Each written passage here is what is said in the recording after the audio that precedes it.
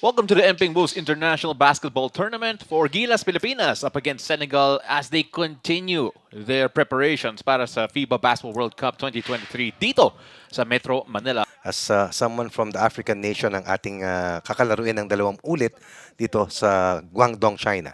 Taking a look at the starters here for both teams as they get going. Talking about Senegal, si Lamine Sambe with the first three-pointer of the game. On the possible final roster for the FIBA World Cup come August 25th. Good rejection here for the green shirts who definitely have the size and heft advantage over the Philippines. Again, speaking about size advantage, athleticism advantage as well as we take a look at that finish coming from Senegal. Still scoreless ang Gilas Pilipinas dito. As you may now notice, as we all do, wala pong scoreboard na nakita because the feed is coming from China. A lot of players already seeing action in the NBA, but more than that, this has been a powerhouse nation in the continent of Africa. As we take a look at Junmar Fajardo knocking in the first basket for Team Philippines. Ito naman si Badio ulit. Working on RR Pogoy, another three, not that time. And the big boys of Senegal get another rebound. Junmar Fajardo trying to stop it but cannot hold off si Yusofa Ndoye. Speaking of foot speed, Kiefer Ravenna finding Ray Parks pero wala pa rin. Junmar Fajardo showcasing his strength and the finish. Ooh, it didn't matter that Ndoye was there. Junmar was just too big. That's before your time, coach, diba? Yes, Just yes. making sure. Nabasa ko lang. Nabasa mo lang. Tama yan. As another Ito hindi drive nabasa yung atake sa basket. Second scoring surge for the Philippines heading into the third quarter wherein he scored 7 straight points at doon tayo lumayo ng gusto as Jamie Malonzo knocks in the first three ball for the Philippines. Suddenly a bigger lineup dito para sa Pilipinas. Surge dribble, the pull-up shot right over the extended arms of CJ Perez. 16-7 in favor of Senegal. Coming off two mid-range shots as CJ Perez has scored or assisted in the last 4 points for Team Philippines. And with Junmar Fajardo checking out, that'll be interesting to see how they will defend as plays like that. They're going to try to exploit an alley-oop there off the drive. CJ Perez, the drive, the dribble. AJ Edu sa gitna, swatted away. And now Senegal on the run again. The breakaway and the lay-in. They're quick, they're tall, and they're very efficient. That was Mustafa Diop with the two. Ito naman si CJ Perez for three. CJ Perez. Up top, waiting for the pick of AJ Edu. They get the switch. CJ, umatake. With his left, gets the finish with the flip.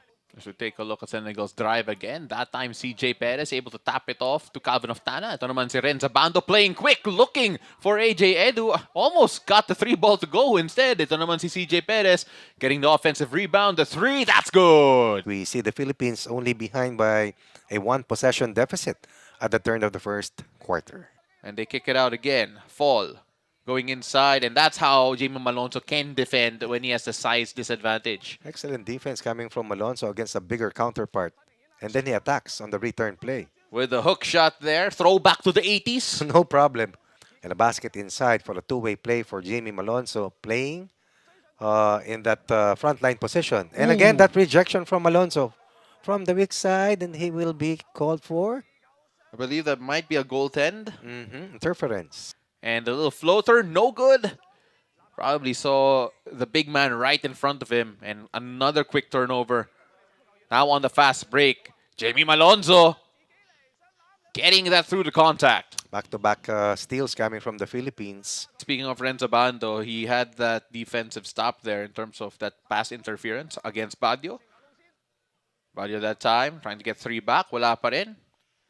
And there was the height difference shown. Si 30 Ravenna could not hold back si Osmani Ndiaye. As Badio will have it, 4-point lead pa rin para sa Senegal. The jump shots are off for both teams here in quarter 2-0. That's easily read. Third steal in the quarter for the Philippines. 30 Ravenna with the easy lay-in. And speaking of defense, that was actually a new look para sa Gilas Pilipinas. And again, as another they forced steal. another turnover. Pang-apat. AJ Edu finding Jamie Malonzo for the slam. The defense has to be at the peak. So efficiencies, effort, and Chris Newsom also has been at the forefront of consecutive defensive stops for the Philippines. Philippines disrupting all the passing lanes here. Jamie Malonzo giving it to the corner to Dwight Ramos for three. Tied ball game at 30-all. And that's the importance of defensive stops. CJ Perez off the dribble but couldn't finish the floater.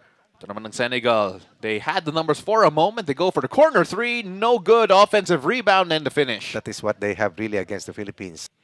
Actually, ngayon, nasa countdown 21 days na lang tayo, di ba? For opening day, no? I don't think people realize that in a few weeks, we're going to be filled with NBA players here. It's a quick turnover, a slip, it looks like, from Badio.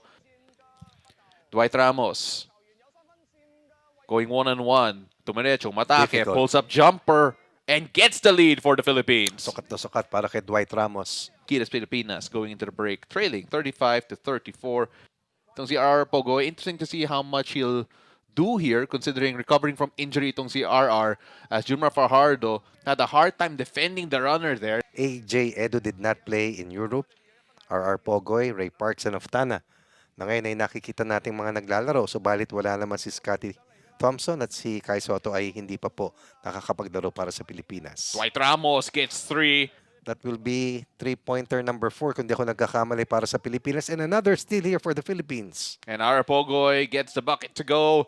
Asking for a pick from Junmar Fajardo. CJ, binigay kay Junmar. Junmar left open for just a second, and that's all he needs. And again, CJ Perez able to set up an open teammate. CJ. Now to Dwight. Dwight has a three-pointer in this game already. Dwight bodied up already, and you can feel that scouting report yan. Don't let Dwight Ramos go because he can do that to you. Perfect feed coming from CJ Perez of that side inbound play. Biggest lead para sa Pilipinas, 5 here in the third quarter. Swinging it around, open look from the free throw line as Senegal strike back. Trims it down to a single possession lead. 9 in the quarter so far for the Philippines as finally they stop CJ Perez. Athleticism there on show para sa Senegal. Lamine, pull up, jumper, yes! And that is a good defensive possession there for Gilas Pilipinas. Perfect rotation. No easy shots, even on the cross matches. And then a feed by Malonzo to Fajardo. First basket since the first quarter. Giving them a taste of their own medicine. Correct. Kanina pa siya inuunahan at iniiwanan. Lamine swinging that around. From the corner, that's good. Tied ball game here, 45-all. You felt that there was no other way that was going to end, that he was going to take the shot no matter what. And on the other end, getting a bit of help, a lot of help from the bank. Getting the pick there from Renz Abando. Renz trying to make something happen here. Wow. Senegal doing a lot better job with the second chance opportunities as they find an open man 4-3 and get that to fall. AJ Edu with the roll. Renzabando pull up 3 straight away. Has scored the last 5 points for the Philippines in 2 possessions. Gilas Pilipinas, who were in the receiving end of a 10-0 run, find a way to strike back and trim the lead down to just 3.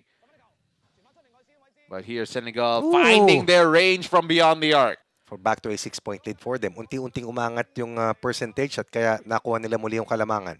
Kiefer trying to answer back with 3 of his own. 56-53 in favor of Senegal, as Gilas Pilipinas had the lead momentarily but was unable to keep it, and now have one more quarter to try and turn this around. Calling for a horn set here. Kiefer on the attack, looking for options. But look at AJ Edu. AJ almost got a no man's land, but spins around. Quarterbacking here, giving it to AJ Edu, handing it off to Chris Newsom. Now Junmar Fajardo. Take a look at the ball move, off the ball movement here of Gilas Pilipinas. Kiefer, AJ. AJ, the little fake, the drive, and that should be a goaltend. Working on Jamie Malonzo. And now the feed inside, and no foul, says the referee, as it's just a big boy move here para sa Senegal. Chris Newsom missing an open 3. Sayang. Lamang na sana muli tayo ng dalawa. Now getting their 3 ball going again as Senegal make it a 2-possession ball game. Hindi na nila pinipilit mag-dribble pababa na mag-isa. And as I said, that's almost a turnover there. Boise being worked on by What a Newsom. move, What a move there. And dyan yung nakikita kung bakit siya nag-NBA Summer League para sa Phoenix Suns. No good. AJ Edu, great rebound. Combination of Edu and Fajardo, but we give the ball up. CJ Perez gave that away to Badio, probably one of the last guys you want to give it to because he creates that opportunity. Swing the ball around. Salya, not that time. Now working on Junmar Fajardo. That's a big offensive rebound, but more importantly, they convert on that second chance. Right now, again, under 2 minutes here. With Gilas trailing by 6. Pull-up jumper. Oh, and that could be the dagger. Now Junmar Fajardo. Junmar pushed maybe too far away from the basket. Junmar goes inside using his strength.